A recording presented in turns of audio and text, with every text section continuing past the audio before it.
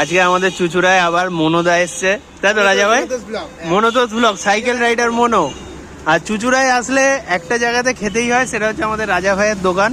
এই যে সুন্দর রগরগে আলুর দম আর এই কচুরি, কেমন লাগছে খেতে? খুব ভালো। এই মাত্র আমাকে বলে যে আলুর দমের নাকি আলুগুলো কাঁচা কাঁচা। কি ঠিক বলতো ভাই? রাজার ওই জন্য মুখটা কালো হয়ে গেছে। হ্যাঁ না, বলে যে কাঁচা কাঁচা ভালো লাগে না। বদনাম করে আমার নামে ঢেলে দিচ্ছ। না আমি কি বললাম, আমি তো খাইনি। যাই হোক, মনোদা এখন খাচ্ছে, বলছে নাকি ময়দাটাও কাঁচা কাঁচা, লুচিগুলোও কাঁচা কাঁচা।